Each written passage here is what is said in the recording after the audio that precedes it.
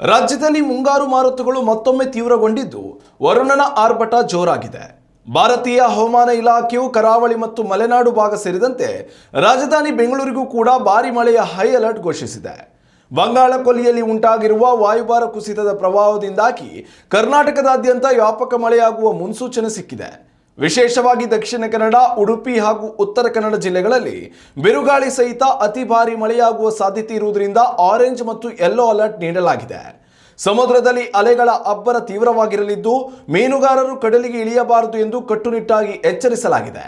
ಇತ್ತ ಮಲೆನಾಡಿನ ಶಿವಮೊಗ್ಗ, ಚಿಕ್ಕಮಗಳೂರು ಮತ್ತು ಕೊಡಗು ಭಾಗಗಳಲ್ಲಿ ಸತತವಾಗಿ ಸುರಿಯುತ್ತಿರುವ ಮಳೆಯಿಂದಾಗಿ ನದಿ ಹಾಗೂ ಜಲಾಶಯಗಳ ಒಳಹರಿವು ಗಣನೀಯವಾಗಿ ಹೆಚ್ಚಾಗಿದೆ. ಘಟ್ಟ ಪ್ರದೇಶಗಳಲ್ಲಿ ಸಂಚರಿಸುವ ವಾಹನ ಸವಾರರು ಜಾಗರೂಕರಾಗಿರಲು ಸೂಚಿಸಲಾಗಿದೆ. ಮತ್ತೊಂದೆಡೆ ಉತ್ತರ ಮತ್ತು ದಕ್ಷಿಣ ಒಳನಾಡಿನ ಮೈಸೂರು, ಮಂಡ್ಯ, ಬೆಳಗಾವಿ ಹಾಗೂ ಧಾರವಾಡ ಜಿಲ್ಲೆಗಳ ಹಲವೆಡೆ ಗುಡುಗು ಸಹಿತ ಸಾಧಾರಣ ಮಳೆಯಾಗಲಿದ್ದು ಕೃಷಿ ಚಟುವಟಿಕೆಗಳಿಗೆ ಇದು ವರದಾನವಾಗಿದೆ.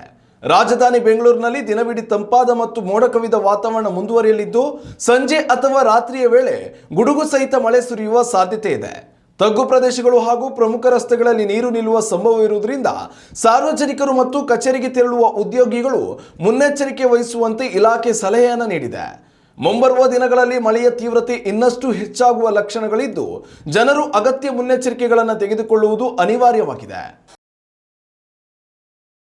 ಉತ್ತಮ ಸಂಸ್ಕಾರಯುತ ಶಿಕ್ಷಣದೊಂದಿಗೆ VSS English medium CBSE school Udupi Muddur. ನರ್ಸರಿಯಿಂದ 10ನೇ ತರಗತಿವರೆಗೆ ಶಿಕ್ಷಣದ ಜೊತೆಗೆ 5ರಿಂದ 10ನೇ ತರಗತಿವರೆಗಿನ ವಿದ್ಯಾರ್ಥಿನಿಯರಿಗೆ ಉತ್ತಮ ಹಾಸ್ಟೆಲ್ ಸೌಲಭ್ಯವೂ ಇದೆ.